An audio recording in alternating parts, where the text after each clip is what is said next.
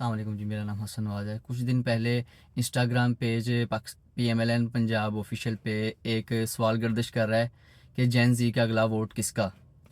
यानी कि मौजूदा हुकूमत पंजाब PMLN ने जेन ज़ी से सवाल किया ये बसंत के बाद कि जेन ज़ी बताएं जी अगला वोट आप किसको दे रहे हैं।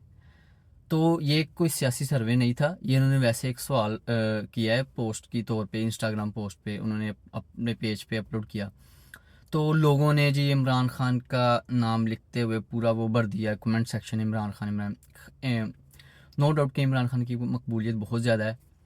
तो गवर्नमेंट ऑफ पंजाब जो हमारी है मौजूदा PMLN जो है, उसने जब ये देखा तो ये तो उनको एक बड़ा अजीब सा लगा कि यार सवाल भी हमने किया है, इनको हमने बसंत भी की इजाज़त भी दी है, फिर ये जेन ज़ी इमरान खान। तो मैं एक छोटा सा जो है वो अपना एक पॉइंट ऑफ व्यू देने लगा हूँ इसके मतलब। अगर हमारी जो मौजूदा हुकूमत है, गवर्नमेंट ऑफ पंजाब है, वो चाहती है कि जेन ज़ी जो है वो हमें वोट दे है, हमारे साथ हमें सपोर्ट करे, हमारे साथ चले, तो गवर्नमेंट को समझना चाहिए कि इस वक्त जो जेन ज़ी बेसिकली जनरेशन जी है जो कि 1997 से लेके 2012 तक जो भी बच्चे हैं इन सालों में जिनकी पैदाइश है उन्हें जेन ज़ी कहा जाता है, जनरेशन जी। ये जनरेशन जो है ये इस वक्त इसकी जो औसतन उम्र जो इस वक्त चल रही है वो तकरीबन 22 साल, 21 साल, 23 साल, 24 साल, 25 साल तक है।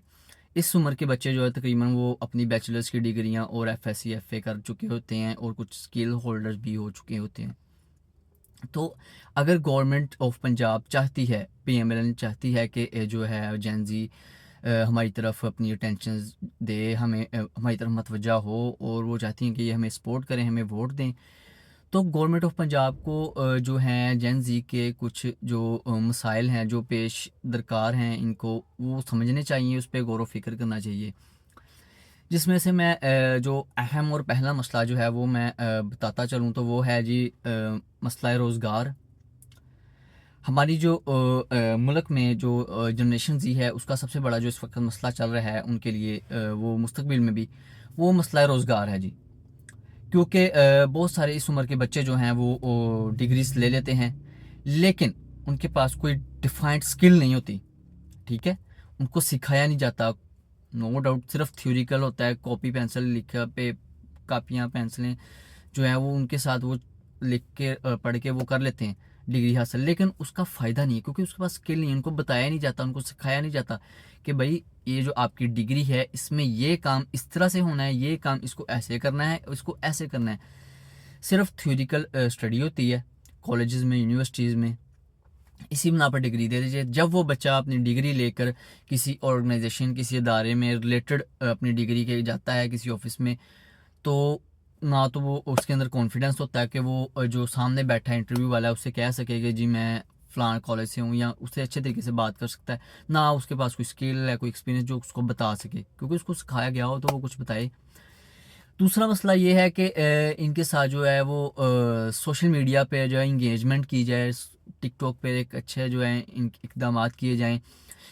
नो डाउट कि जो हमारी गवर्नमेंट ऑफ पंजाब है वो बहुत सारे काम कर रही है इस वक्त, ठीक है, जैसे कि CM laptop scheme, prime minister laptop scheme, उसके अलावा जो है वो ये ऑरेंज ट्रेन और भी काफ़ी जो अच्छे इकदाम इन्होंने किए हैं। साफ़ सुथरा पंजाब हो गया या इस तरह के मोर देन।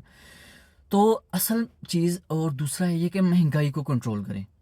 दूसरा मसला ये, अगर आप महंगाई को कंट्रोल करेंगे और रोज़गार के बेहतर मौके जेन ज़ी के लिए अपने मुल्क में पैदा करेंगे, तो ये डेफिनेटली ये वो आपको वोट दे सकती है। ये गवर्नमेंट ऑफ पंजाब को, पाकिस्तान मुस्लिम लीग नून को ये वोट दे सकती है, बिल्कुल देगी, क्यों नहीं देगी। और क्योंकि अक्सर मैंने ये देखा है, और क्योंकि मैं ख़ुद भी जो जनरेशन ज़ी का हिस्सा हूँ, ठीक है, हमारे इस वक्त बहुत सारे बच्चे जो हैं वो यूनिवर्सिटीज़ और कॉलेजेस से फ्री हो जाते हैं, उनके पास कोई स्किल नहीं होती।